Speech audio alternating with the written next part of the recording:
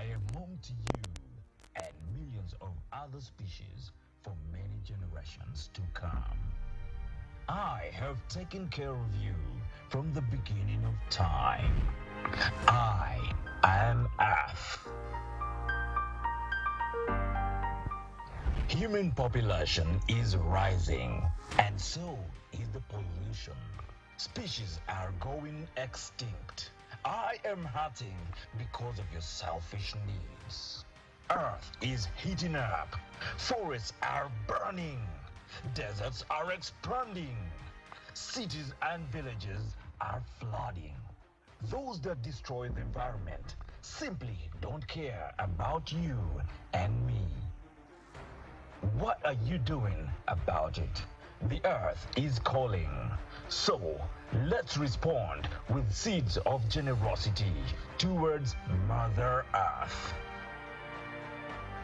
Uganda, Africa, welcome to the Gathering of Givers 2022 Africa Edition.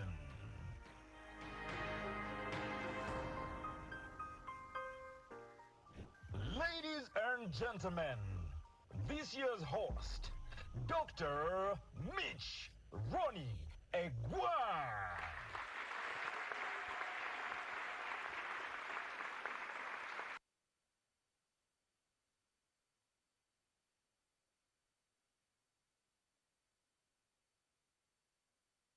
Honored to be here. Dr. Ronaldo Michel Iguang is my name, and I'm proud to be here at the Gathering of Givers.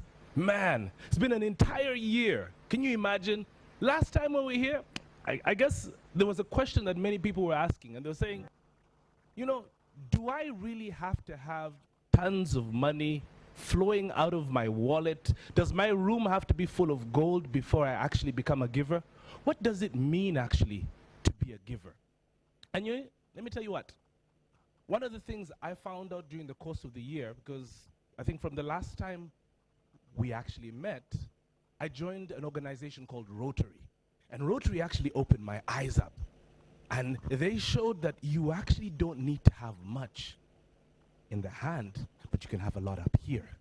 And the process of giving is unbelievable. This year, we're going to be celebrating people who, number one, are voices. People who are outspoken, who don't get tired of saying the things that need to be said. But about what? Well, I'm sure you noticed that I'm in a beautiful green space here. This year's theme, the earth is calling.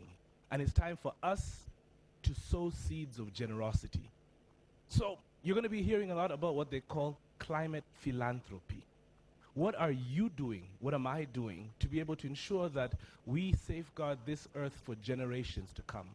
So it's not just about voices, but it's about value, about people who are actually doing things. You wake up, you see that, oh, maybe I could use less water, or maybe I should plant a couple of trees. But then again, you see, it's not just about today, it's also about the future. And we're going to be very proud to also be taking our hats off to people who are visionary. People who are thinking about tomorrow, and who've got sensitization campaigns and ideas that will span the test of time. So, ladies and gentlemen, I'll tell you the truth. Today is an interesting day. When I was preparing for this, I said, what are some of the statistics which are life-changing? And I landed on one, and it keeps coming up on my social media feeds, and said, imagine if tiny insects like bees were to disappear from the ecosystem. A lot of people say, oh yeah, I wouldn't get stung. Yes, but guess what will happen also? What will happen is that there would be millions of species of plants that would also die out. En suite to that, there would also be millions of other species of animals that will also die. Actually, they said 1.2 million species of animals would go extinct if bees decided to disappear. So what are we doing to impact the communities? Well, ladies and gentlemen, we're very proud that this year, at this year's Gathering of Givers, we're going to do something special. We realize that, you see, the process of giving can only be complete when it goes this way and it comes back. So we decided this year to introduce what they call the Gratitude Award. And this gratitude award is our way of thanking people who are going over and above and doing more to be able to safeguard our environment. So, what I'm going to do is I'm going to ask you to put on your travel boots, and we're going to go to Gangwa. In our language, it means our home. So, we're going to go a couple of 100 kilometers to the north of Uganda and meet a visionary woman who's been changing lives one seed at a time. Kindly take a look.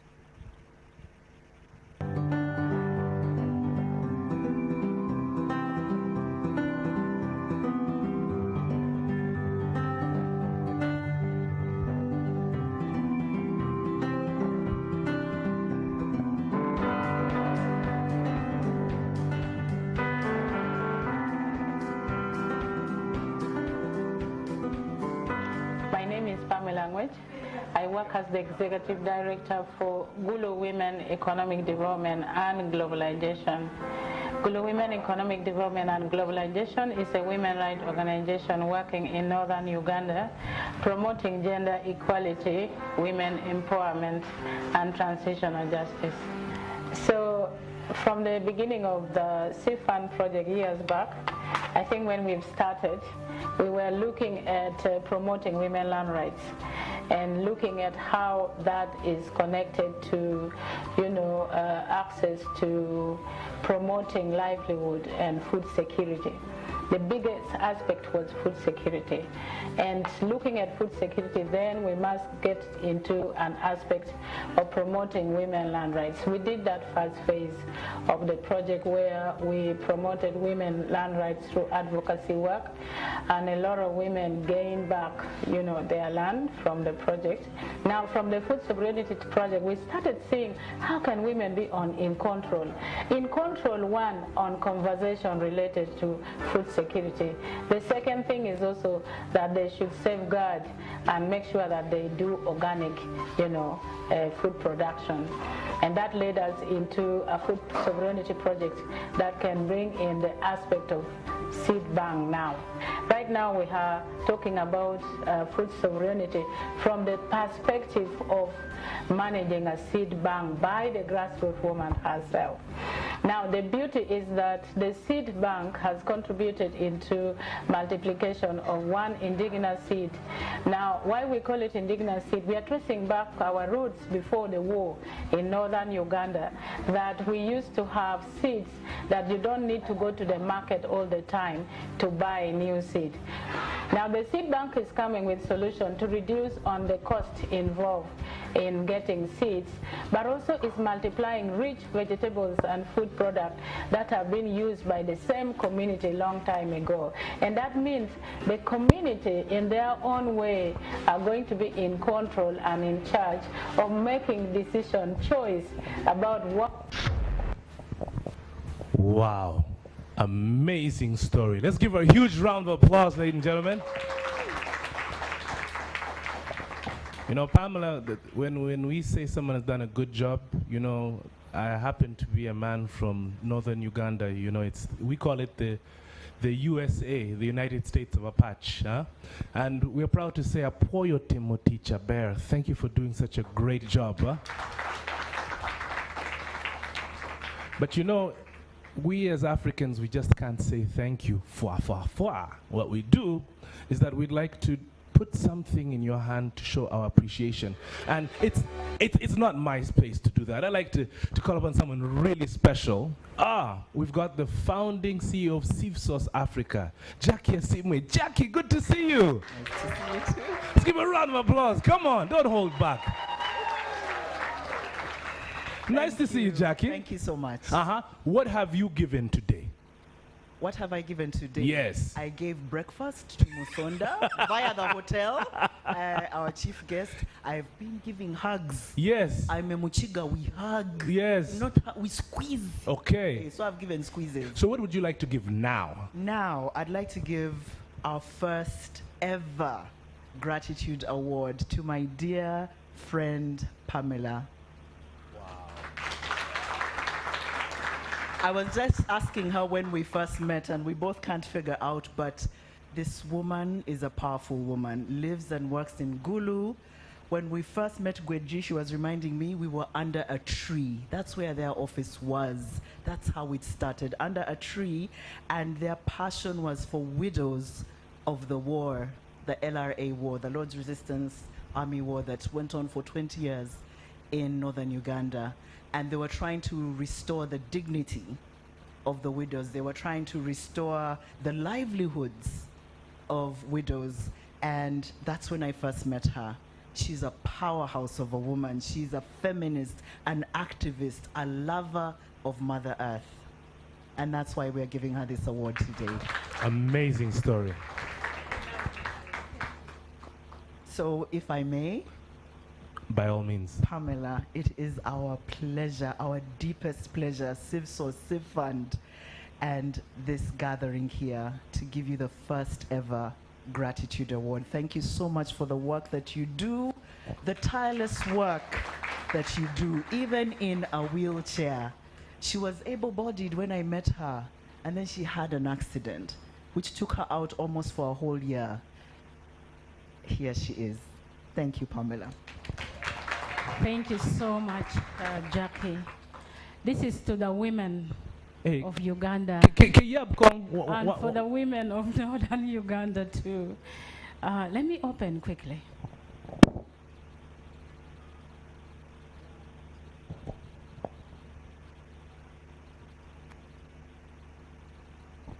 Thank you so much. Thank you. Thank you for being exemplary. I think this is the first female award I have received. People know I always receive award, but from the heart of a woman, this is the first one. Thank you so much.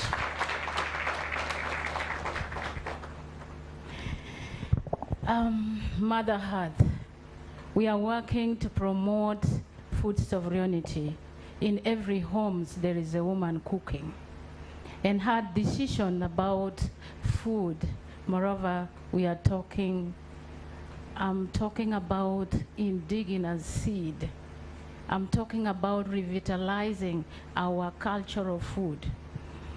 This is respected, and I know everybody going home is always respected by Malakwang, Akeyo, Odi. These are the things that we want to promote because they have an inviolable health, nutrition, and livelihood. And imagine we are in a country where a woman do not have that choice to make, because we do not even have access to seed. And now this program is talking about seed poverty. We have to address seed poverty to increase livelihood and food security. And this is the heart of my program. Everybody knows that I am into this, because at the end of it all, our country will survive. The green will come out.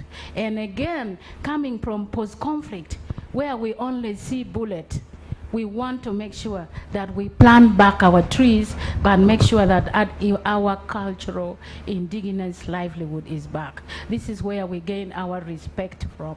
And I want to thank CIFSOS, thank CIFS Fund for all this, because at the end of it all, you've seen the women in the village, what they are doing. Organic cassava, beans and maize. We do not want you to fail to have access to the seed in the next year. We can't do that with GMO. I want to see the local woman walking in her garden and picking her seed from among her garden, the best one, and plant the next day and give to the other. So what is the story?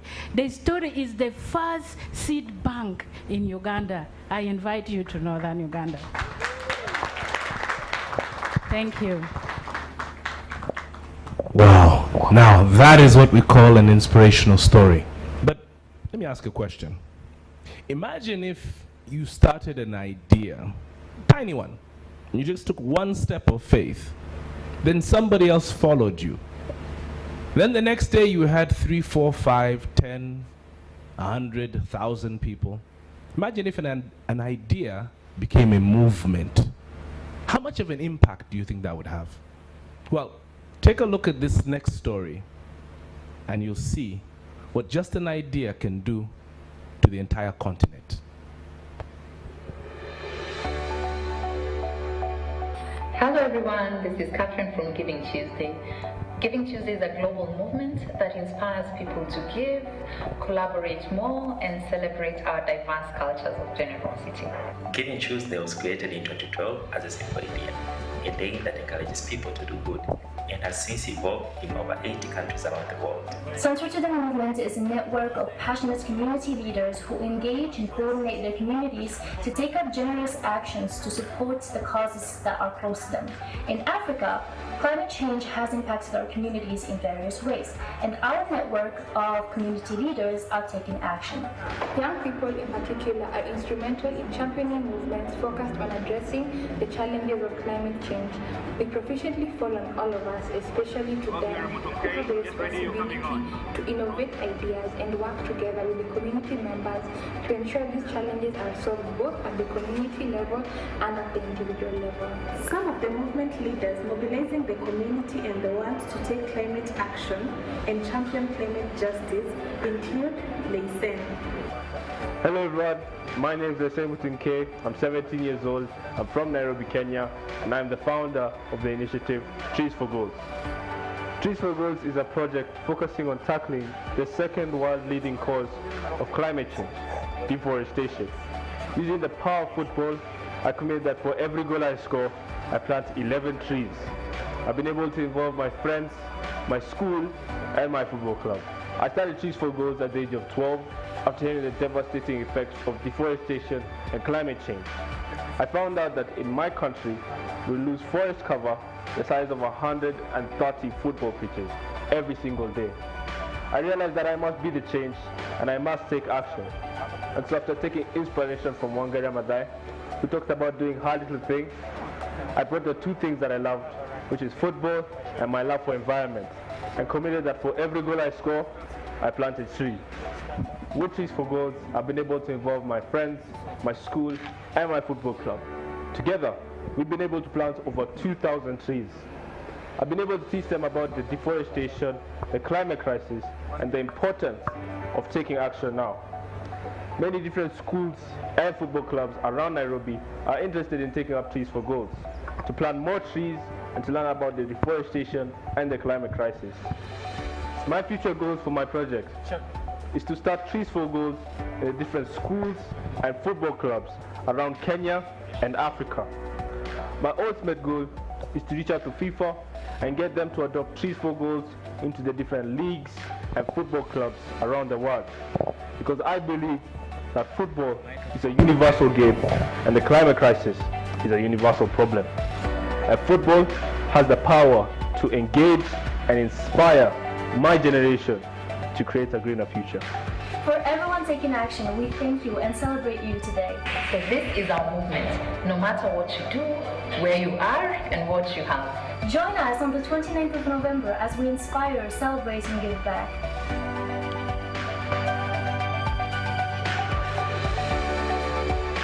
Oh yeah, I think let's give her a round of applause for that. So now what's stopping you from coming up with a simple idea which can change lives?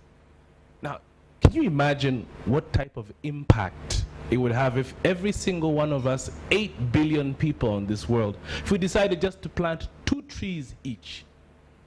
Now, can you imagine he was planting 11 trees per goal, but if each of us just planted 2 trees, that would be close to 16 billion trees on the planet. The impact on reducing the carbon footprint would be amazing. But what we'd like to do is that we'd like to congratulate them. And I think I have Rosemary online. Rosemary. Yes, good morning. Ah. Yeah. Can you hear me? Yes, we can. Habari yako? Salama sana. Habari ya kila mtu uko? Oh, good, good. Tuko wano, they were here in Uganda, a place called Kampala. Have you been here? Can you hear me? Yes, we can. Can you hear me? I think the network is fishy, but don't worry, we'll get there. Okay. Rosemary. Okay.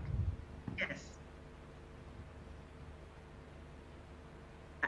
I can hear you very clearly. Great, great. So where are you based? Uko Nairobi? Based in Nairobi. Yes, I'm based in Nairobi. Yes, here in Nairobi. Now it's a little warmer than it has been cold for a while. And yeah, I just want to, unfortunately, I'm not as young as Lesane. I would have definitely loved to be here. He's a young boy, so he's in school. And actually today he's out on a trip because he's studying sustainable business, actually. And he's actually going out in a trip in Netherlands. That's where he's gone to school. To do something around sustainability and issues around climate change. So it's good that he's also doing that. But I think most importantly is to just acknowledge and thank the organizers of this award for recognizing his work. But he made me make sure that I must dedicate this award to all the young people of his generation, who he totally believes that have the energy, the creativity, and the passion to be able to make the change. And more importantly, saying that a lot of young people do want to get involved. They don't know how to, but they want to be given the chance to get involved. And most importantly, the thing that he says all the time is that whatever you are, wherever you are, you can make a difference using your talents or your art or anything that you have to make a change and have a voice for the climate. Recognizing that he reminds us all the time, the generation is they're not the ones who caused this challenge, this problem, but they're the ones who are going to be most affected. So the most important thing is to just recognize that young people do have a big stake and they should be supported. So he wants to dedicate this award to young people, the family of footballers, and also the team that has supported him, his family, as well as the football team that he's been working with, and all the other young people. He has reached about 15 schools already, and now he's at 5,000, almost 6,000 trees planted. So a big, big thank you for this opportunity. Amazing. Before we give you the award, I just have one question, Rosemary. What do you think his inspiration was? What was that defining moment when he said that it's time for me to make a difference? Would you happen to know? Yes, I mean, he was there. I mean, when he read about the fact that we were losing that number of forest cover in Kenya, he calculated it into about 136 football pitches a day. I must say, I was also shocked. I didn't know it was that serious. And it was also, he linked that with the story of Doing Your Little Things by Professor Wangari Maathai. And since he's always been a sports and very outgoing person and very adventurous and loved the nature, also as a family, it's something that we do in terms of connecting them to nature, always planting trees or also getting involved in farming and all with their grandparents. So it was from there that he felt he needs to do something. So what really inspired him or made him say that he'll be able to do something? And that's why it started simply. He told me, okay, you know what, when I plant a gold, I scored today, I'm going to plant a tree. And I thought it was, cute. and then I realized he was completely dedicated to it. So it was, I think, something that he's been good at. He's always been focused. When he decides on something, he will go for it. But I can tell you, even from him, it wasn't something that he thought would grow to this level. But just saying, you can make a change and be the solution rather than being a problem, which is something that he commits to do. So that's what I think really inspired him to take action. That's an amazing story. So to hand out this award, I'd like to ask Evans Akinyi, who happens to be the CEO of the East Africa Philanthropy Network. And Evans, I'm handing over to you. This is your moment. Thank you, Mitch. So there are many days, and my work is about, what we see today. But then there's always that special day, and today is that day. This is so amazing. Rosemary and the Ntunke family is a family that has touched my heart in so many ways. I didn't know that I was gonna do this, so it's a special day to me. At EAPN, what we want to do is to change the narrative of Africa philanthropy. We want to see philanthropy being appreciated at the community level. We want to see us driving the change that we want to see as a community. And Mitch, when you were introducing the morning session, you made an interesting statement from USA, and that is Apuyo Timotich Maber. Do you remember that? Now, yes, I do. Where I come from, that is my mother tongue. So I say it in my mother tongue, Apuyo Timotich Maber.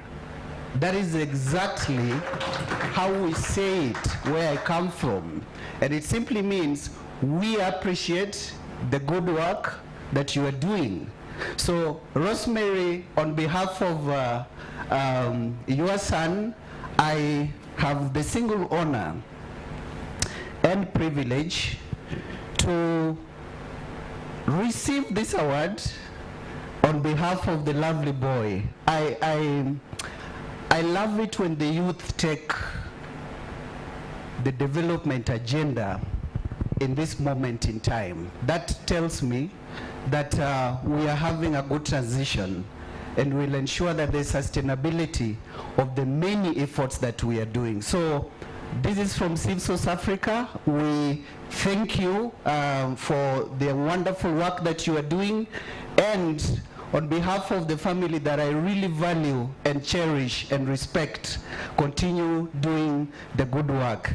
And this will get to your table on Sunday so that we can celebrate on it while it's still hot. Thank you, and God bless you. Very much. Thank you very much. All right. Well, congratulations to you, and we're looking forward to you coming to Uganda one of these days. Up next on our agenda, you know, they say communication is an interesting thing. You can speak, you can send emails, but above all, you can sing. So I'm gifted to be sitting back and relaxing and speaking to one of Uganda's most talented songbirds. Is that a good introduction? That's a very good introduction. Madam Subi. What does Subi mean? Subi means hope. Hope? So tell me what hope you have, particularly for the environment and for Uganda. Wow, what a beautiful question. For me, I have been very active because when I'm not singing, I'm also making visual art, and I speak a lot on climate justice. I think that as an artist, the material that I then create this work with, like my outfit today, is something that people are using daily, and so it gives them access to the work and allows for us to start a conversation at a very normal level.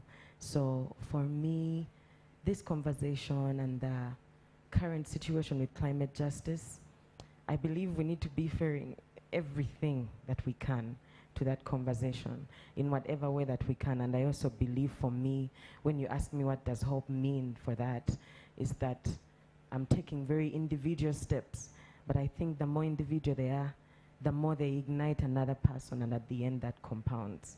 So we are here today, and we are speaking on how we can be agents of change for our environment. And I'm very glad, because then that means those are other individuals who are doing something in their own contexts, and together it compounds.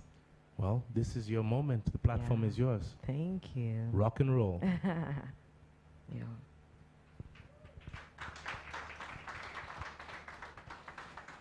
So this is a song called Chiragala. Can I teach you something? So you just say, Chiragala, Chiragala, eh, Chetwagalo, Kulagula. Very easy, right? Very easy? Can we sing together? 1, 2, 3, let's go. Chiragala, Chiragala, Chetwagala, eh, Chetwagalo, Kulagula. Chiragala, Chiragala, Chetwagalo, Kulagula. Louder. Chiragala, Chiragala, Chetwagalo, Kulagula. So now tell the person next to you what we are saying. What do we mean? What are we saying?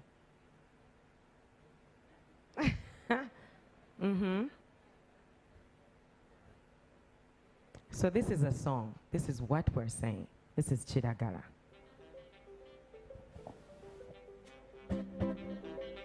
Are you ready? Let's go. Chiragala, Chiragala. Chiragala, bula bula. Chiragala, Chiragala. Chiragala, bula bula. The energy is rising, feeling up the air. Forests are burning, burning the green away. Swamps are flooding, see, plastic everywhere. We need to go green, for our lives depend on it. That's why we sing Chiragala, Chiragala, gula gula. I can't hear you say Chiragala, gula gula. Oh, Chiragala, yeah. Oh, yeah, yeah, yeah. Ah, that's nice. I can hear you. Chiragala, Chiragala. Chiragala, gula gula. Chiragala, Chiragala. You know, some people are not singing. I don't know why. Oh, yeah, yeah, yeah, yeah. Speak up for the land. Oh, oh. Speak up for your future. Oh, you must take a stand. Each one playing their part. As one raising their voice. Oh, we need to go green and do more. For this earth is our only home. Go green right now. Right now. I'll be ready to declare. Let's go. Chiragala, Chiragala. Chiragala, gula gula. Chiragala, Chiragala. Chiragala, gula gula. Chiragala, Chiragala. Chiragala, gula gula. Oh, listen, this is the green revolution. Hey, climate change is real. Oh, this changes everything. Please, please, protect our future. The world is melting right before our eyes. Do something right now. Do something right now. Come on, let's go. Chiragala, Chiragala. Chiragala, gula gula, yeah. Chiragala, Chiragala, yeah. Chiragala, gula gula, yeah, yeah. Chiragala, Chiragala. Chiragala, gula gula, yeah, yeah.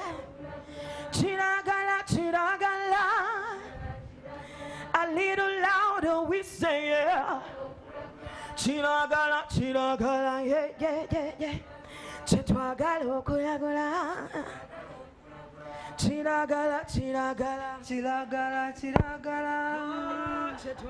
Chiragala, gula gula. Checho. Oh yeah, let's give it up for Sandra Subi. Round of applause. Obugalo, Obugalo. Man, now you see, with a voice like that, who's not going to listen to that? And remember, I told you today we're going to be celebrating voices. We're going to be celebrating people who actually have value. And above all, vision. And speaking about vision, what about somebody who over 25 years ago decided that it was time for her to make a difference in terms of the environment? Man, I was just looking through her CV.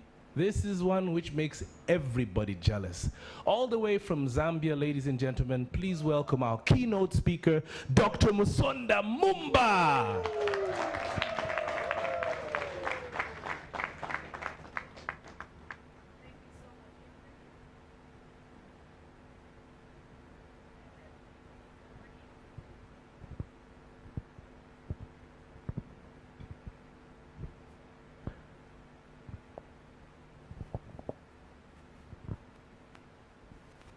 Hello. Oh, perfect. Thank you so much. Wow, that was a really humbling introduction. But I want to also say that I'm a child of Africa. I have lived in Kenya for the last 17 years. And my heritage is half South African and half Zambian. So I don't even know where to begin. Jackie, you shocked me, you loved me, you guided me, and I am in awe of everyone in this room. Pamela, I just want to say, everybody looks at me and say, how old are you? I just tell them, I just use shea butter from Gulu. And I just want to say thank you to the Seed Source group, the Seed Source team, the Seed Fund. I mean, you guys are just amazing. And it's such an honor to stand here today at a point when I really want to talk a little bit about language. Part of my heritage is Xhosa. But in Zulu, which is also a South African language, when you greet someone, and I just want us to honor our beautiful languages, when you greet someone, you say, Sawubona. I see you. That's what it means. Our greetings are not a simple hello. Our greetings are spaces of giving. And so as we gather here in a space on this gathering of givers, our greetings, just our greetings in the morning. In Bemba, which is my father's language, we say umutende. And umutende in the morning means peace. I come in peace and I give you peace. And so in the space of giving, I want to say that our ancestry and our heritage and our being to this moment now, is a space of nature. I don't know, because I'm a scientist and I'm a bit of a geek. I just want to say that green is the middle color of the spectrum, of the color spectrum. And it's not an accident that nature gave us green, because it's the only color that is calming. When you walk in the forest, when you walk around in a swamp, when in a field of crops, it's calming. But that's changing. What we're beginning to see is a lot more brown spaces, bowls of dust, things that we knew. We're having conversations, even our generation is having conversations when I was a child. But I see women like Pamela, I see women like Jackie, I see many women and men and young people who are thinking, I don't want my narrative to be when I was young. That disappeared. The stories I've heard, when I used to be the chair of the Global Partnership on Forest Landscape Restoration, I received Gerima Mustafa all the way from Gulu. He walked from Kampala, 642 kilometers to Nairobi, to talk about the plight of women and the shea tree and how it's disappearing, the deforestation, the climate dynamic, the changes, and to raise the profile and also raise the money so that these women, his mothers, his sisters, his aunties, could continue with this precious tree that makes us beautiful. This precious tree that's healing, we find it in our foods. We cook with Vetillaria paradoxica. That is the technical scientific name, but we call it shea. And I'm sure there's a local name in your language. I want to say, because I'm in Uganda, I'm not Ugandan, but I'm really adopted by many Ugandans, including the amazing Her Royal Highness, the Nawa Gereka, who's a dear friend. She taught me so much about Ubuntu Bulamu. And I say to her, but Ubuntu Bulamu and Ubuntu. And I have this card where I say, Ubuntu, I am because we are. Ubuntu Bulamu talks about values, talks about being, talks about community. So when we talk about a climate crisis, the injustice that has happened, not just to our planet, but to our communities, what we saw, COVID hit in March 2020. A lot of people, when the world was locking down, Lake Victoria was flooding. You could not tell a person, go and wear a mask. In fact, do this. It's flooding. My home is gone. The place I know as home is gone. My field is gone. I don't even know where to go. And what happened was phenomenal. We saw action kick in, people taking people in their homes. That's what we do. We give our space, even if your space is little. By the time the Red Cross is coming in, the first point of action is your community. And so I want to speak to that point that even when we're having crisis, climate crisis, what we're beginning to see, the first point of reaction is your community. Our communities, they kick in. Let's just talk about rituals. The ritual of birth.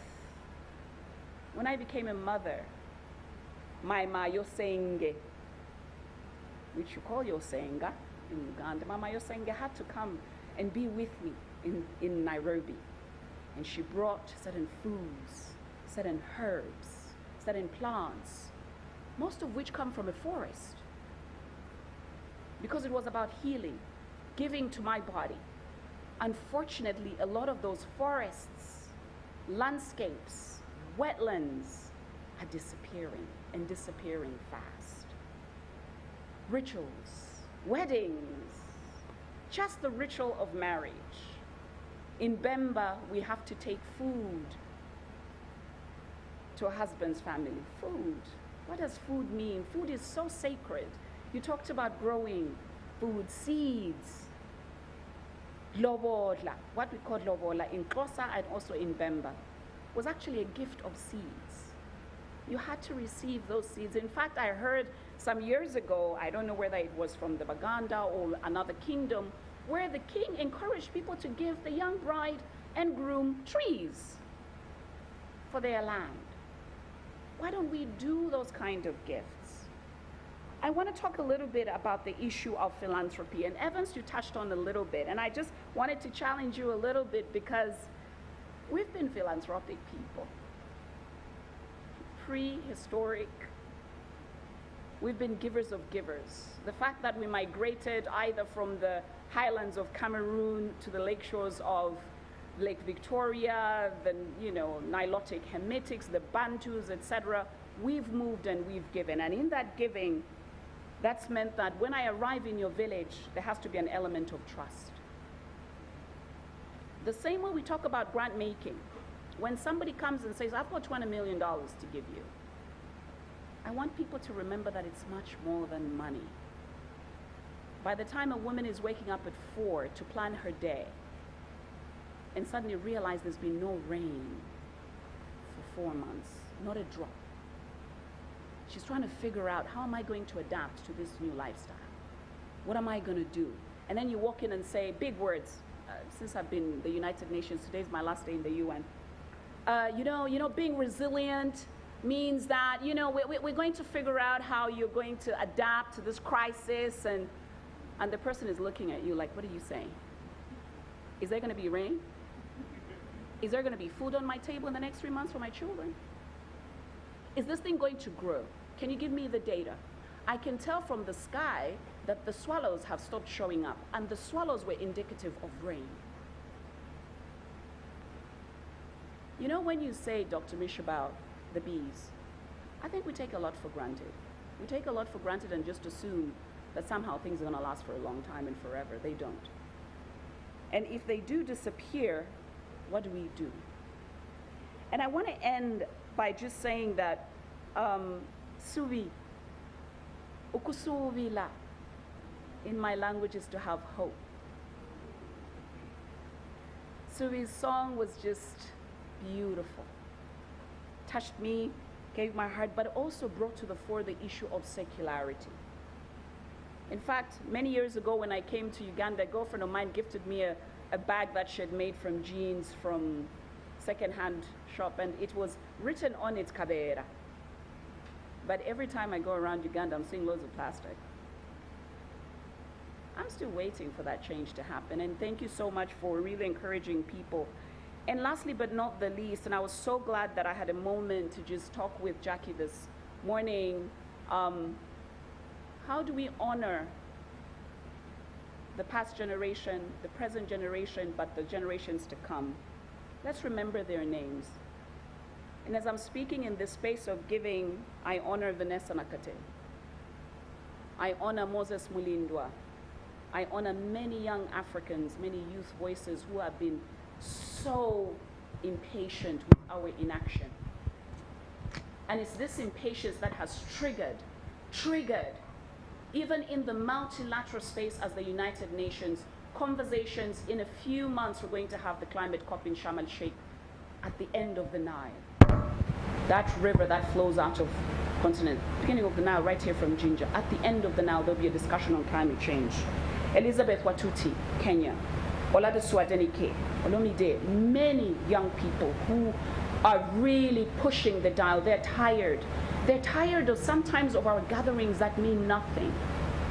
Can these gatherings be the gatherings that really put the seed in? And I'm so glad that, you know, when I see those videos that you've curated, the videos of that young man with the football, the Pamelas of this world who just going every day. And sometimes we don't see them even in our televisions or in our newspapers. Let us tell their stories. Let us remember their names. Let us honor them every day before the world makes them invisible. Every day. If we have to put plaques and signs somewhere on the building, let's do it. Because it's these everyday people that do extraordinary stuff that make even our African philanthropy so valuable and so precious. Thank you so much for having me here. Deeply honored.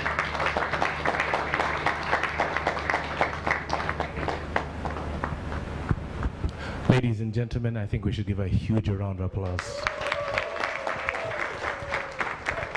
Wow, Dr. Musona, that was amazing. And what was most amazing for me is, did you see how comfortable she was switching between Luganda and her language and the rest? Okay, I know you might be a linguist, but this shows true Ubuntu, that we actually can be our brother's keepers. Now, what we're going to do is that I'd like to introduce a panel of very interesting individuals who are going to come here and tell us more about what we can do to impact the environment, how we can be givers to actually ensure that we have a more sustainable future. So, with great pleasure, ladies and gentlemen, please welcome our first panelist. She's very passionate about the rights of the most vulnerable individuals. She's been a community activist for the longest time, and she's been responding to the challenges of climate change for the longest period. Currently, she's the executive director of the Foundation for Integrated Rural Development, FIRD. Please welcome Harriet Adong.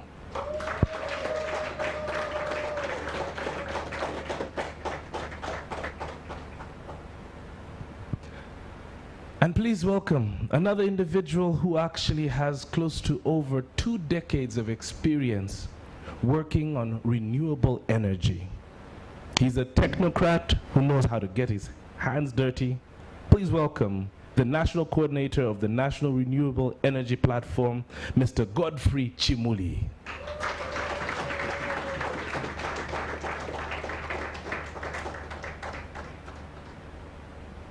And you know, they always say that the future belongs to young people. Well, this young person here has worked on so many different social projects which focus particularly on adolescent girls and young women. She's also a member of the African Feminist Academy for Climate Justice, Gender and Climate Change. Please welcome Caroline Owashaba.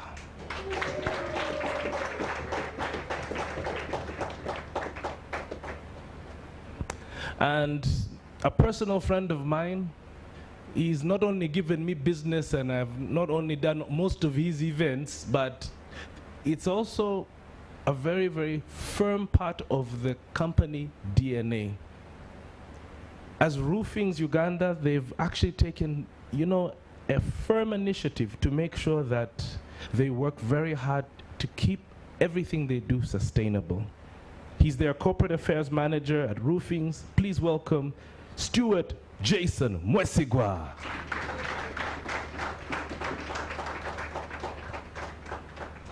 Ladies and gentlemen, these are our 4 panelists. We're going to hear from them right after the break.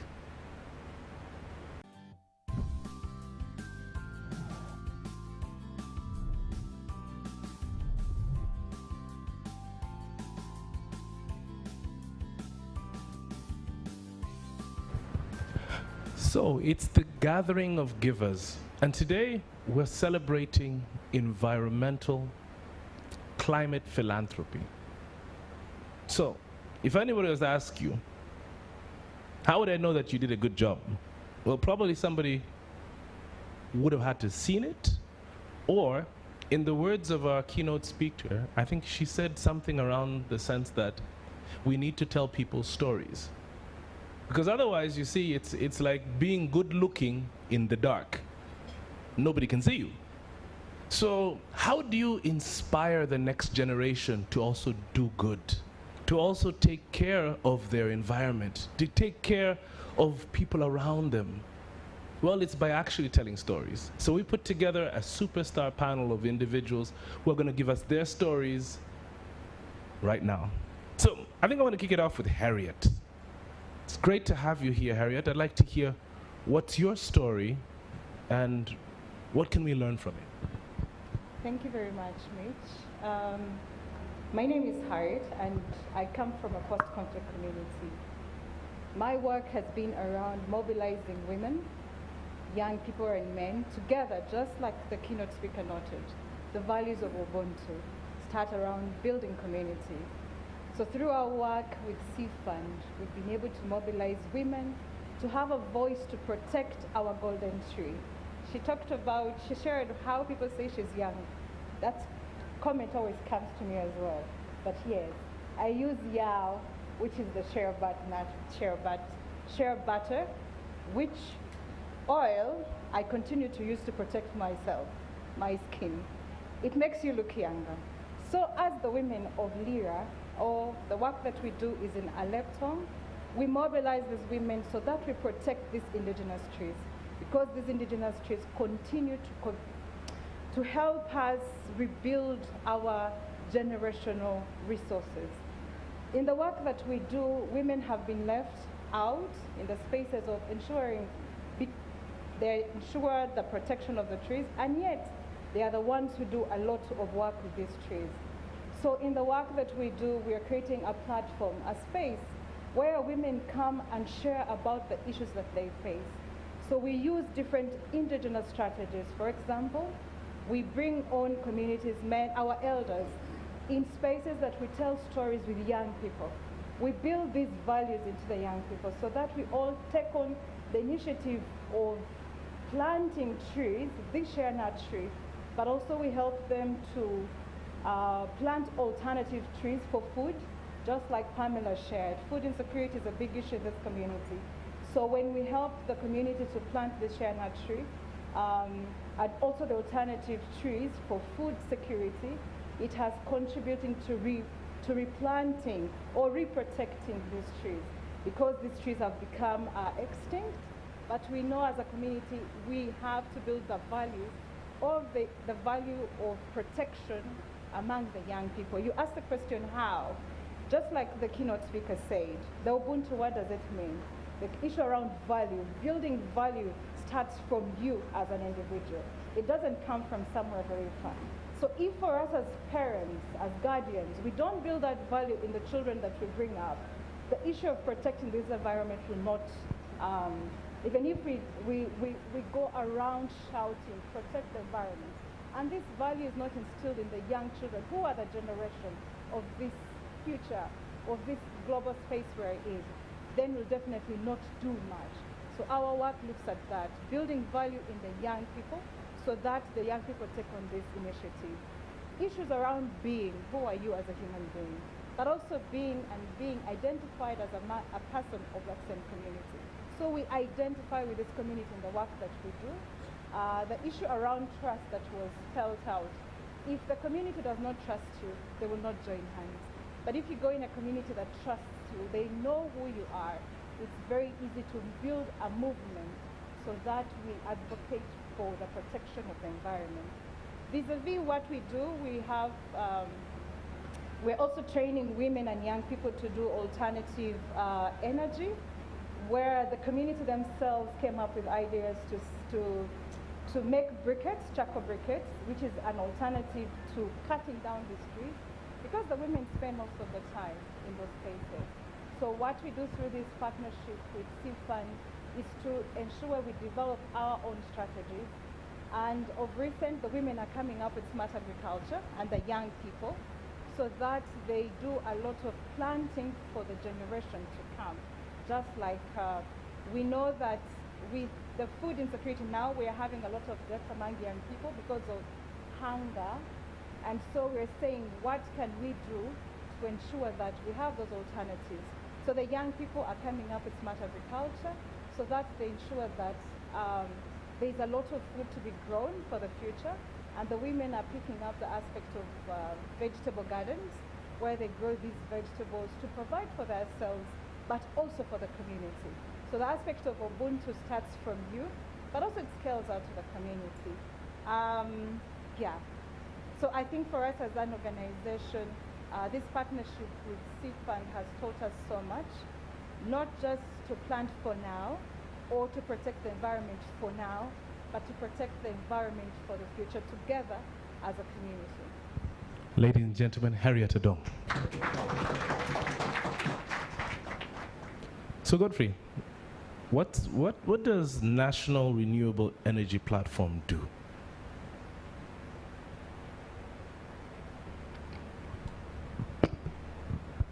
Thank you.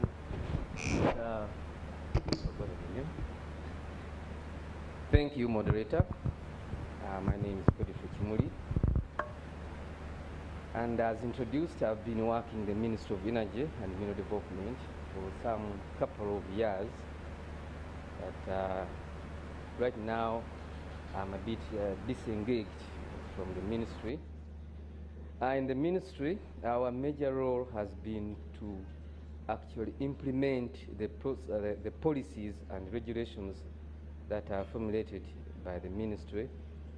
In this case, for development and rational utilization of energy resources in the country. That's the major goal of the renewable energy policy. Now, over the years, many people, many organizations, the private sector, the different government departments and ministries have been trying to come up to implement different aspects of energy, including renewable energy. And there have been challenges in implementation, challenges in adoption, challenges in accessibility. And those different stakeholders and players have been approaching the ministry for a way forward, how to implement energy technologies and products in a quick and easy way, because it was not really easily feasible. So government realized then, the ministry realized that there are challenges in implementing and in promoting energy technologies and energy products countrywide. And you know, energy is like the first speaker talked about food security. Energy it contributes to food security. You may be having food, but without energy, you cannot consume that food. So government came out with a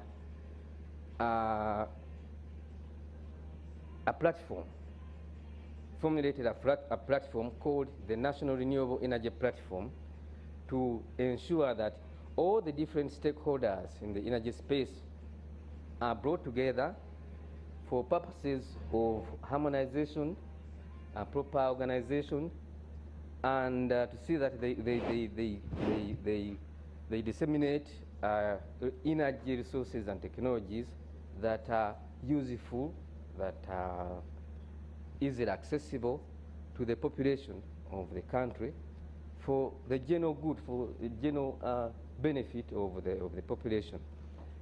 Now, the National Renewable Energy Platform, by the way, I am currently the national coordinator of that platform. The platform embraces all players, stakeholders, including government, ministries and departments, then the donor community, the private sector, the civil society organizations, and what they call communities of practice. They all come together under that renewable national energy platform, national renewable energy platform, to discuss ideas on how to advance renewable energy accessibility and usability in the country. Now, that's about the NREP. When we turn to the keynote address, the lady talked about the changing green. Changing green, actually, we have realized this over a period of time. Places that used to actually appear green are now becoming brown. Not only because of the buildings and the iron roofs which are brown that are being set up, but even the soils itself are bare. The soils are bare and they appear green, not rather brown. What has been the cause of this? The weather, the climatic effects, the weather changes that have been brought about by increasing greenhouse gases. These greenhouse gases come or emanate from the dangerous use, inefficient use of energy resources mostly, and the use of inefficient technologies. And I think I'll agree with you, Godfrey, but you think one of the next speakers actually is somebody who's been fighting to champion, you see, all of these solutions to make Uganda greener. In fact, so I'm just going to jump from you, and I'll come back just a bit, okay. But I'll ask Caroline, in the interest of time, to tell us more about what you're doing in your organization. First of all, championing women, and then working together with women to actually fight climate change, so that we can solve some of the problems that Godfrey has. Okay. All right. Thank you, Dr. Rich. And I take this opportunity to thank Dr. Msonda, because she talked about the various, about the small things we do. But at Action for Youth Development, I think we have been moved by the little things we do that create a difference, and it has helped us to take action in whatever we do in our daily life. When you talk about climate change and actions, for us, we look at the local sustainable solutions.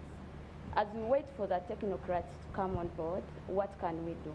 First of all, we look at building resilience of women at the grassroots. You all understand that women are the food providers globally, 70% of them. So when climate change hits, it hits women, and then their children are affected health-wise, and then their settlements are distracted, and then they cannot access health services. So what we do is that I'll give an example from where I come from, being predominantly a banana growing area.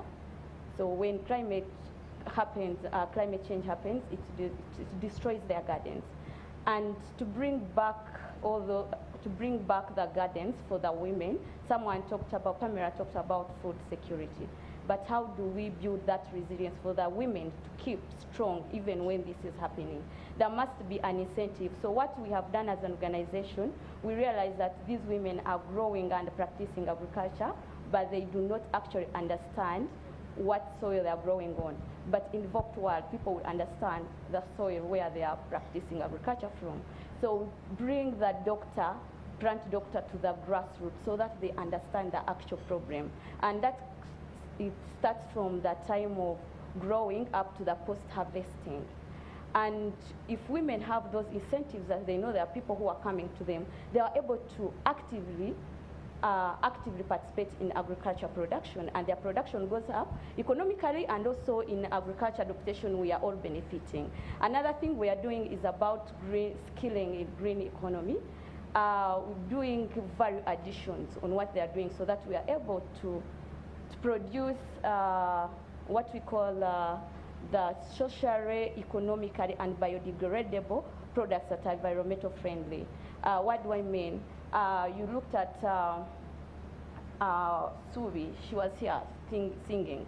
You look at her dress. There is a value addition in that dress that talks a lot. There's a story. There's a big story about it. And what we are doing is that if you have eaten a banana, what can you do to the banana stem? Can you extract and produce products that will bring money and you're able to take your children to school, meaning that you're contributing to the climate change agenda, but also contributing to your livelihood.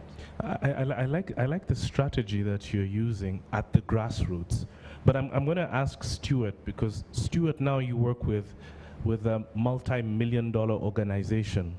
From a corporate standpoint, what strategies have you guys employed to ensure that we have a greener future? Thank you, Dr. Michi, and our keynote speaker. Welcome, and thank you very much for Ubuntu. Stuart Jason Mwesugwa, my name's from Roofings Group, and I happen to be a Munyoro also, who is very passionate about climate change, environment, and the way we actually behave in this world, how we live in this world.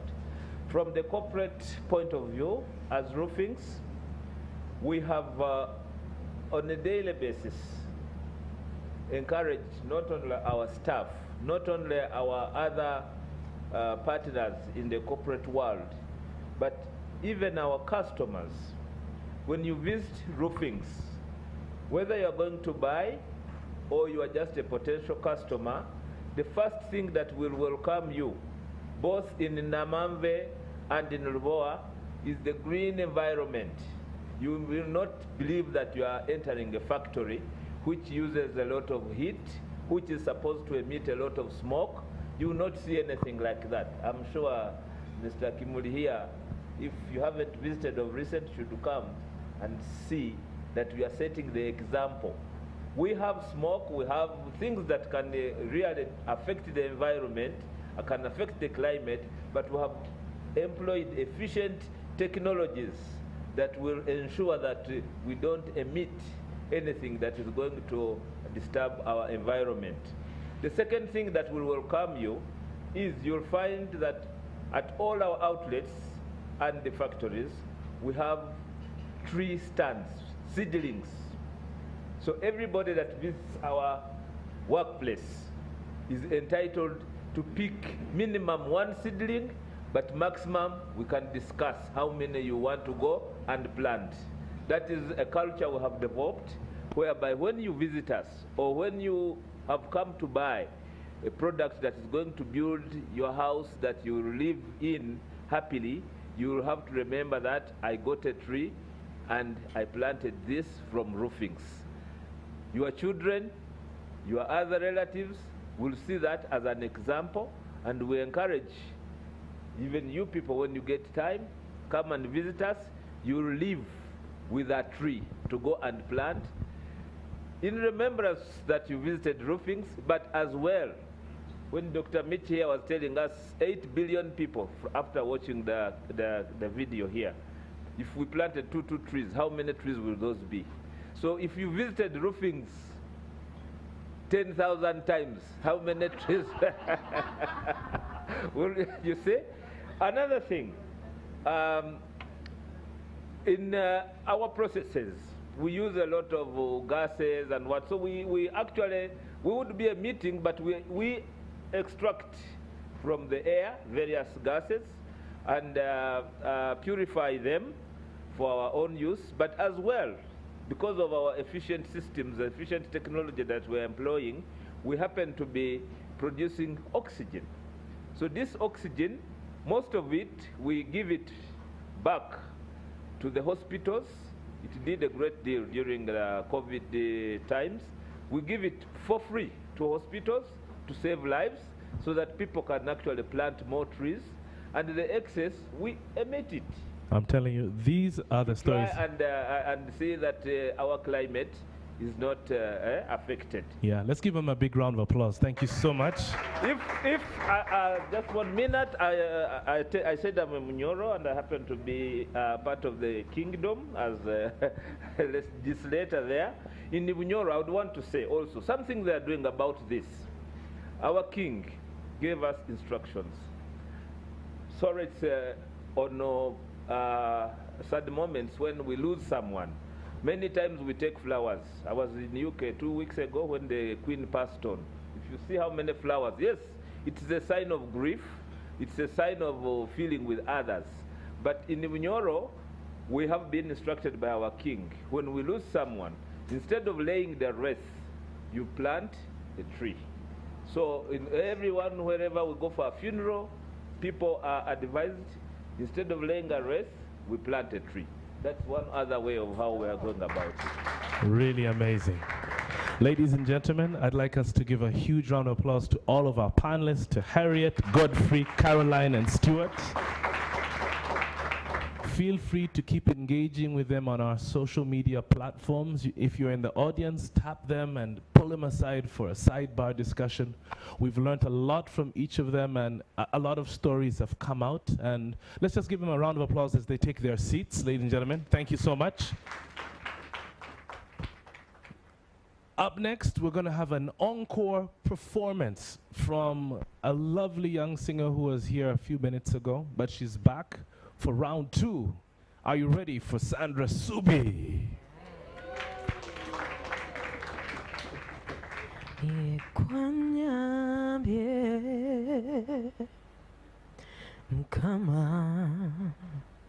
Singatoba te kulwange sandi sobote era kwankumye Mukama nze nsimye amazima nsimye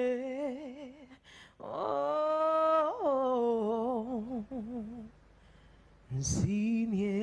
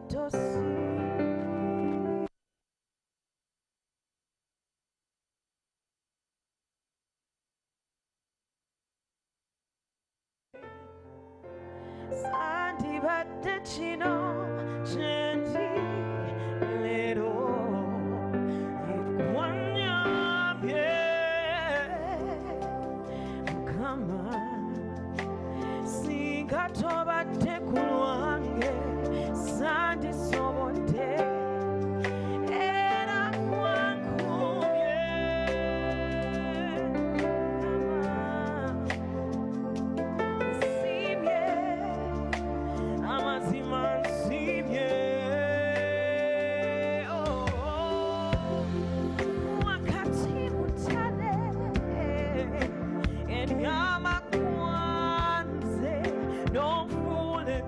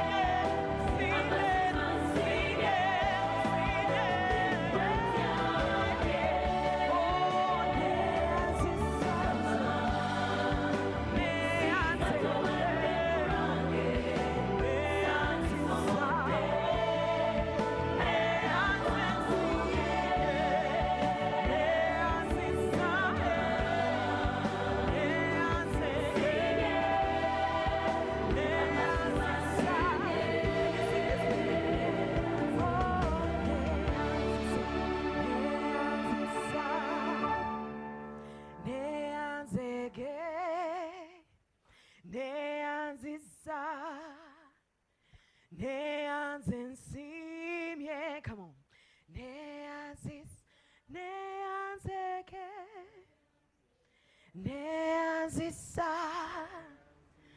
neazeke oh neazisa olokunjakala nontuusa n'abalangira neazisa nze nsiimye.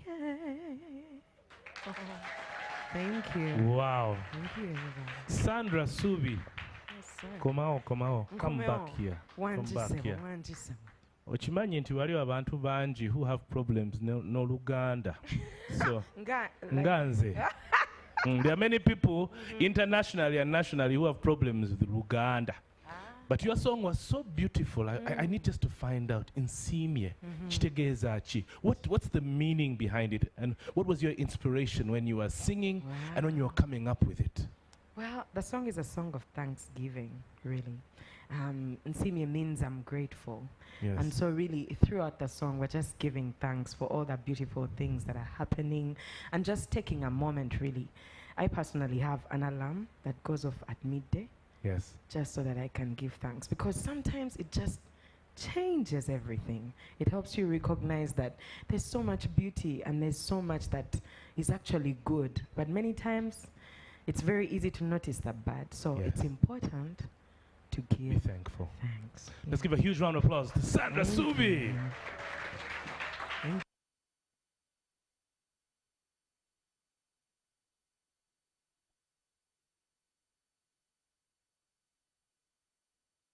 Africa. And I want to introduce you to an organization that have taken time and energy to put together a platform that does just that. They recognize all the good work and philanthropy that's being done all over the world. Amazing stuff. Take a look for yourself.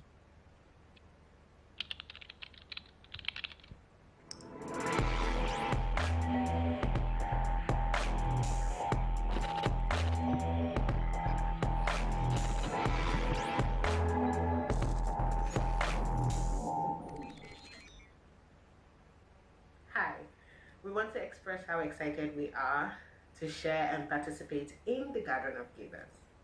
At Philanthropy Circuit, we produce and curate content, data, and insights to drive and influence a new narrative and understanding of African homegrown giving and development.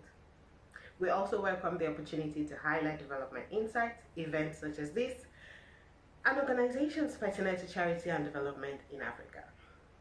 Speaking to the theme of this year's Gathering of Givers, Earth Calling, responding with seeds of generosity, it is important to share Nigeria's Department of Climate Change mission. The department seeks to provide a sustainable policy framework and enabling environment for climate change action in Nigeria, and to regularly update information regarding national greenhouse gas emissions, mitigation options, vulnerability assessment, and adaptation measures to the impact of climate change. It is the department's vision that Nigeria develops in harmony with the environment. This is why Philanthropy Circuit is happy to join in the celebration of the Gathering of Givers and share examples of organizations giving and contributing to climate change. Let's begin. EnviroNews. EnviroNews is a non-profit organization established in July 2012 to advocate for climate change and sustainable development. EnviroNews is dedicated to the pursuit of a healthy and pollution-free environment via effective information dissemination. ACT Foundation.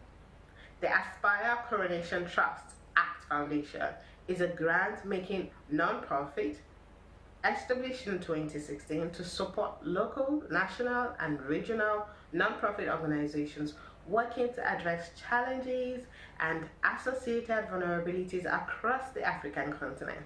The organization seeks to promote broad-based participation or partnerships with other institutions and donor organizations aimed at building sustainable development communities and providing innovative solutions to social, economic, and environmental challenges. These are examples of how Nigeria and its citizens play a vital role in the fight against global warming and every other activity that causes extreme climatic events. Once again, Philanthropy Circuit is delighted to be part of this great cause and look forward to many more achievements in the sector.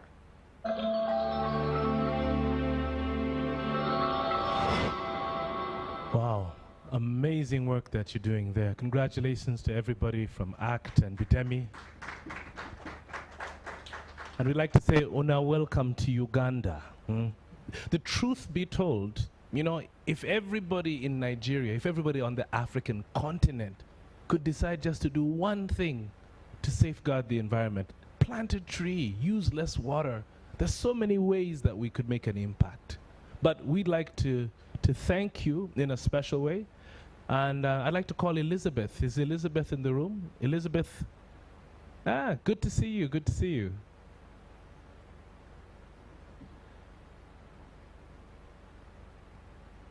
Hi, everyone. I almost shouted in your ears.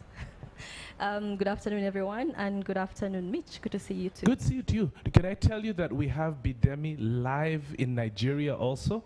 Can we say a quick hi to her before you give her? Hi, Bidemi. Hi from Uganda, and hi from Kampala. Tusanyusenyo okulaba. Tetunaba mulaba. I'm trying to, can you do that again so I can try once more? Tusanyusenyo okukulaba. Tusanyusenyo. Yay! I got the first part yes, right. Yes, you did. Okay. Okukulaba. That just means we are happy to see you. Awesome. I'm happy to see you as well. Thank you so much. And a big congratulations to ACT. We are so proud of the work that you're doing. We are so proud of the work that you do at your country level, national level, regional level, at the different communities that you serve. On behalf of CIFSOS Africa, we accept this award on your behalf, and we celebrate you always. Allow me to show you. So, ladies and gentlemen, a round of applause for ACT. Thank you so much. Thank you very, very much, Civic Stars, and thank you to the Philanthropy Circuit team for nominating ACT Foundation. We are committed to environmental protection and to support human activities. And since inception, we have funded programs relating to waste management, upcycling, tree planting, and recycling. And we have done that across Africa. So we are very privileged, and we thank you for bringing us to Uganda and back home to Nigeria. Thank you, Bidemi. Thank you to the team, and thank you to CIFSOS Africa. Thank you. Wow. So, you know, they say that if you want to pick up great habits, they should start from your home, or you should start really young. So the next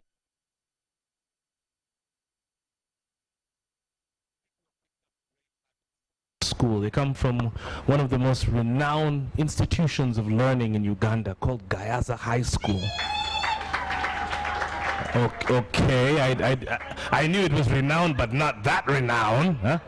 So, ladies and gentlemen, these young ladies are from Senior 2 and from Senior 5. They came with their projects coordinator, who is called Theo Mirinda, and Angela and Akampa are part of what they call the Wildlife and Environment Club. In their club, they do quite a lot. They talk about how to use plastics, you know, conservatively, to reuse if you need to use them, sensitize about the proper disposal of rubbish and tree planting, particularly in the school. But instead of me stealing their thunder, I think it's time for us to welcome them. Ladies and gentlemen, Angela and Akampa Rona.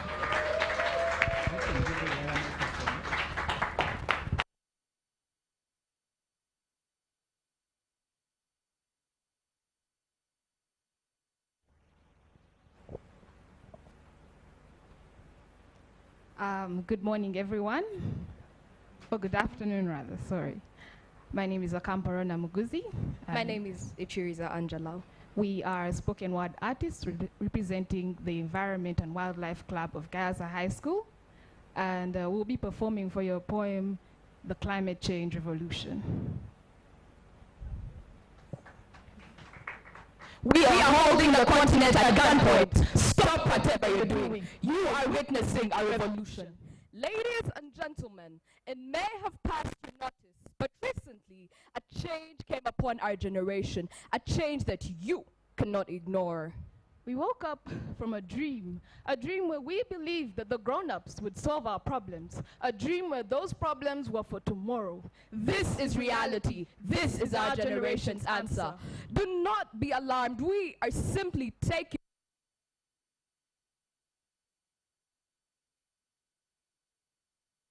necessary riots to fight for our birthrights. Climate change is not something that can be smoothed over with honey words and lying tongues. We recognize the need for change, and so we have taken it upon ourselves to bring it. This is not some easy tree planting initiative. We plan on turning Africa and the world upside down.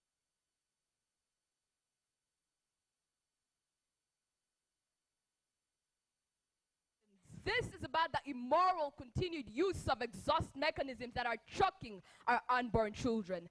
This is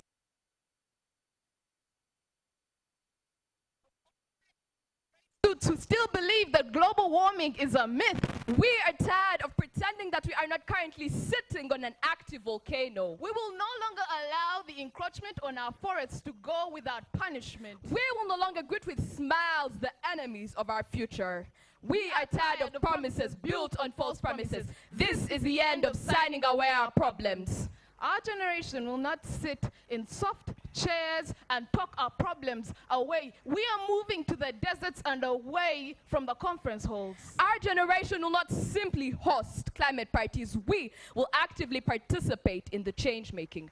We will not accept to be held back by ancient divisions. We are facing the effects of global warming first. There is a total of one Earth in this galaxy. There is a total of one life to be lived. I choose to live my life thinking of the future. I choose to live my life knowing that there is no planet B. Ladies and gentlemen, this is a climate change revolution. This is our generation, accepting Mother Nature's call. Thank you.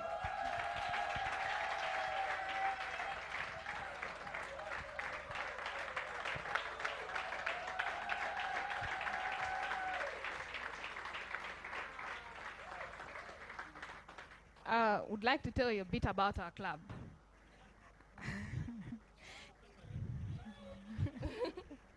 If you can't already see it, we are facing the effects of climate change in Uganda today.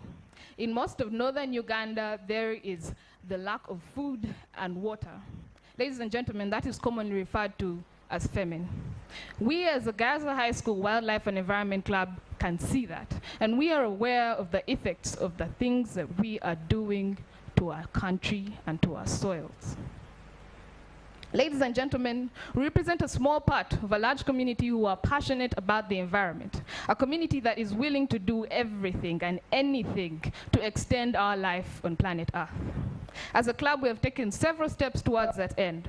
At the grassroots, the girls are being taught how to separate their rubbish from the non-biodegradables from the biodegradables to save energy and to save time in protecting our environment.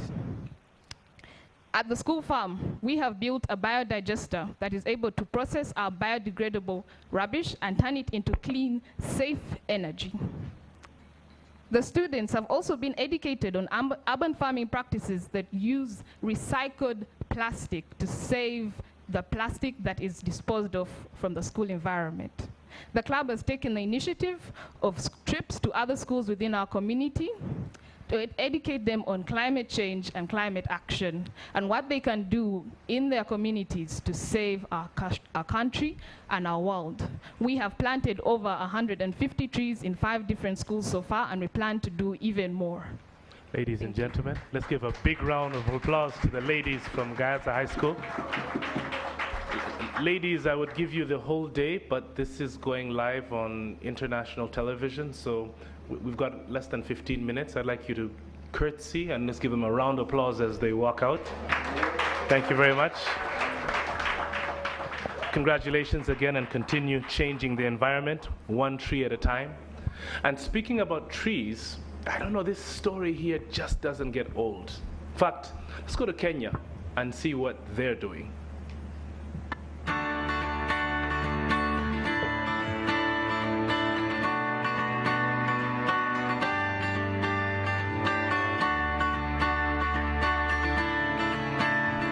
My name is Eliza Fanogechi. I'm the director of Nguzo Africa. We are a community foundation here in Kenya.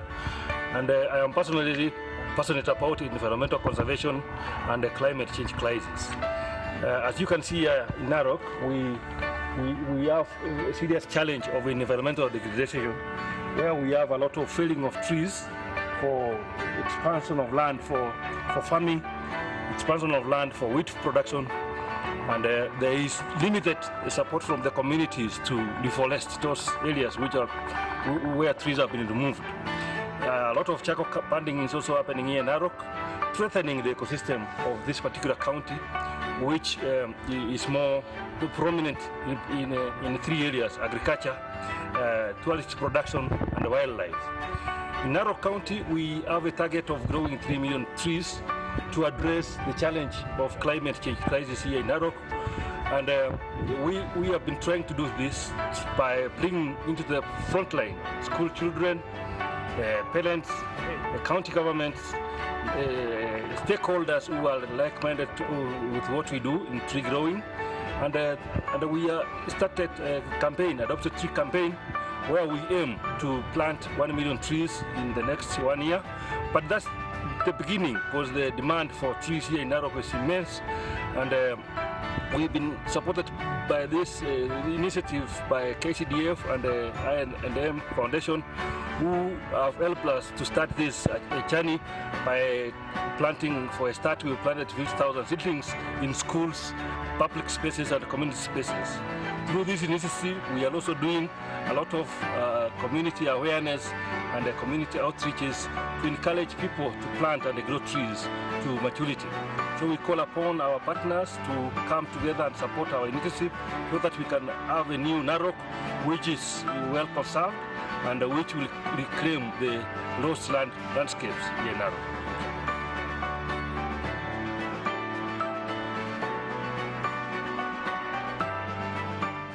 Asante sana. Congratulations to Ngeshe and everybody from Narok. Let's give him a round of applause. This is what we call leading by example. In fact, I think he's online right now. Can we say a quick hi to you? Ngeshe? Well, as he's preparing to give us his manifesto, I'd like to call the CIVSOS Africa Director for Strategy, Ms. Stella Lutalo, to actually hand over the award. Good afternoon, everyone. Yeah, I'm very honored this afternoon to present an award to Nguzo African Community Foundation for the outstanding work they're doing on tree planting. Like we all know, climate change is a global concern, a global challenge, but the biggest impacts are felt at the grassroots. And this community foundation is doing a lot of work at grassroots level, working with the young people, working with different stakeholders, schools, and many other young people, and also targeting the most affected ecosystems in arid and semi-arid lands that are most fragile and most impacted by climate change. So I would like to present the award to Mr. Elizafan Ongwechi, the one you've just seen on the video. I don't know whether you are with us. Yes, there you go. I am here. Yes. Hi, can you hear us? I can hear you. Yes. On behalf of CIVSOS Africa, we would like to present to you our gratitude award for the outstanding work that you are doing to revive ecosystems through tree planting. Thank you very much and congratulations. Thank you very much. From here. Yeah. East Africa Philanthropy Network will deliver your award. Yeah, they'll deliver it to you in Kenya.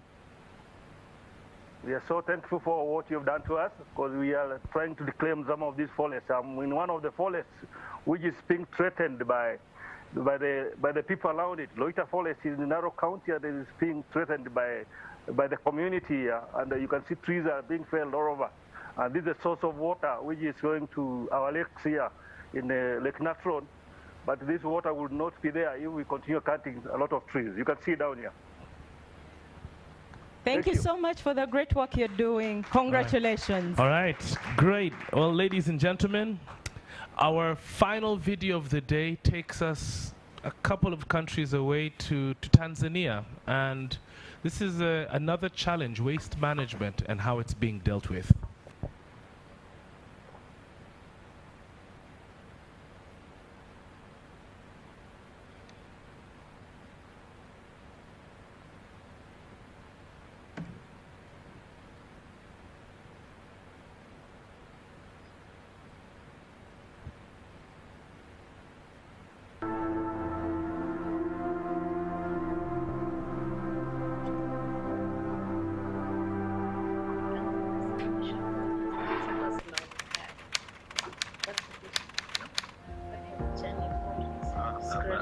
Baadaye tutascreen record YouTube. Oh.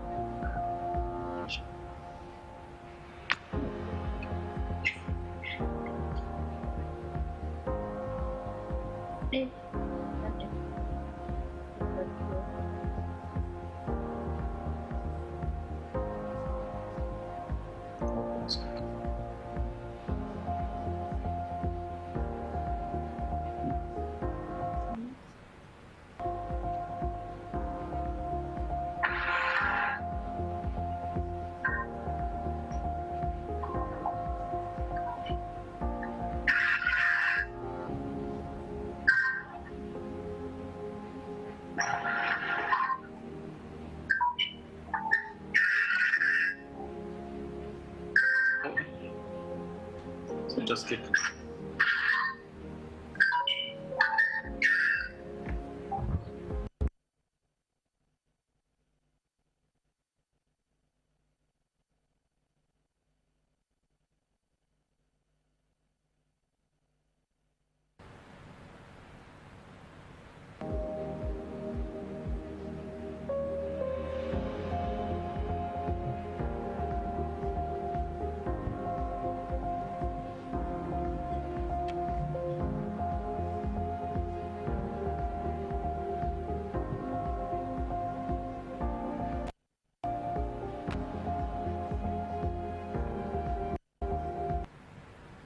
Okay, I think we had a slight problem with the audio there, but we just like to thank everybody from FCS Tanzania. We'll see if we can put the updated version with audio on our website, so you'll have a chance to see that. But we just like to say congratulations to them for all the hard work which they're doing. And I think I'd like to ask Elizabeth. Lillian, yes, Lillian. If you could kindly do us the honors to handle this one and hand over.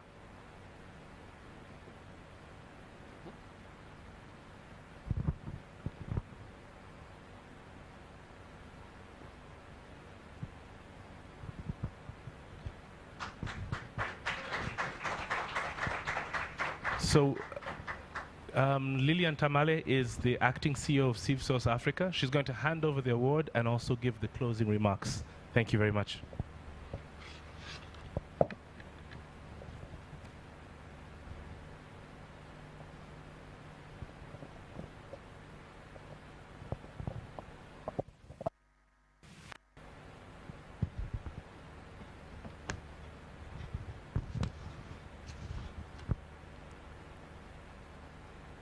Good afternoon, ladies and gentlemen. Dr. Mitch, apoyo matek. Apoyo ateka. Thank you all so much for making the time. Dr. Musonda Natotela, encore. Thank you all to the audience that is here. And before I proceed, it is my honor and pleasure to hand over this award to one of our partners, Foundation for Civil Society in Tanzania. Unfortunately, we couldn't go through the entire video, but it will be uploaded live. We appreciate the work that you do. We have worked with you in very many other spaces. So thank you so much. And on behalf of CivSource Africa, I would like to show off your award. I know some of you are following online. and we shall make sure that this gets to you somehow. I think, Jackie, we may have to get on a plane to take the award, right? Okay. So, my name is Lillian Tamale, and I would like to start here. At CIFSOS Africa, we're in the business of doing things intentionally differently, one of which is growing leaders starting from within. And I'm saying this because I've been on in a number of spaces and forums, and there are people who still ask why and how and where, and it is because we have a culture of ensuring that organizations remain sustainable, and they're able to transcend a leader. So starting last year, we started, I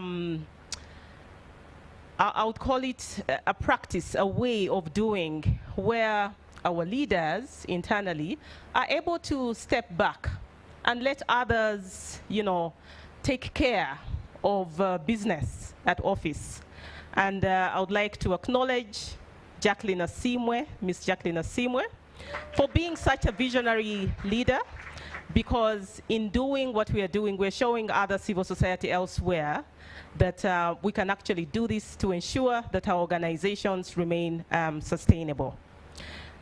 At CIFSOS Africa, we are passionate about many things, and one of which is to show that I think Mitch talked about at a certain point, you can't be looking good and you're in the dark, right? So we always take the advantage of trying to show off philanthropy the best way we can. And I'm so proud of the team at CIFSOS Africa, because this is our 3rd year of the Gathering of Givers. It's getting bigger, it's getting better. And I would like to acknowledge colleagues who have been, and they are on their feet, thank God. Antonio is the head of our philanthropy program, and Madonna works closely with Antonio. There's a huge support system behind them, but together they are powerhouse, and we acknowledge you, good people. Thank you so much for the hard work that you're doing. In our first year of the Gathering of Givers, I do recall our first theme was count, account, and recount. Last year, we went big, bold, and brave. And here we are with the 3rd Gathering of Givers. We'd like to thank you for the good work that the entire team is doing, but for also our partners who have been with us and stood with us. And at this time, I would like to acknowledge our partners, the Shire Grassroots Fund, partners Pamela Spock, all the way from Gulu. We have, yes, you heard from our colleagues from Lira, FAD. We also have colleagues from the Friends of Zoka community. Thank you so much for the work that you do. We acknowledge you. Dr. Musonda, I'm not sure I have the right words to say thank you to you, and because I know that Jackie is a dear friend, I would like to invite Jackie to say the words that she would have wanted me to say in her own language. She told you she's a Muchiga. She speaks a little differently. And as Jackie comes on, I would also like to thank and acknowledge our private sector partners. I would like to thank Roofings. Roofings Uganda has given us thousands of trees to plant, and everyone should be able to walk away with some trees.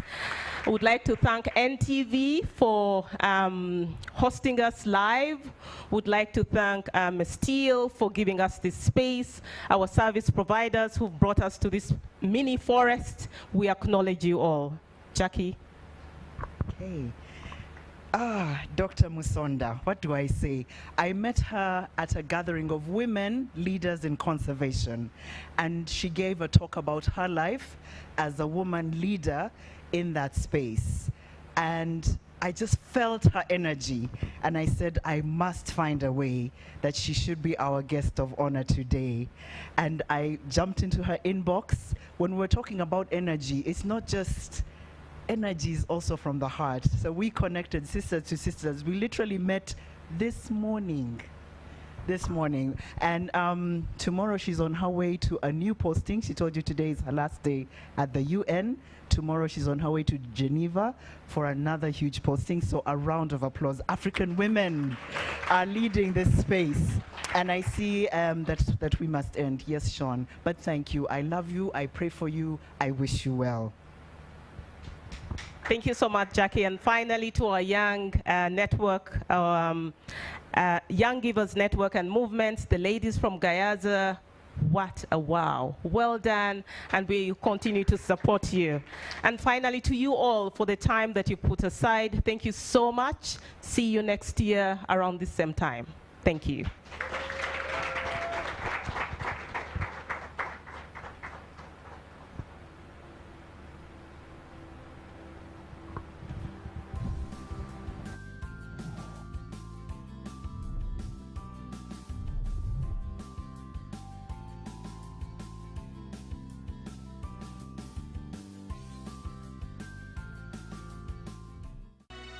NTV, turning on your world.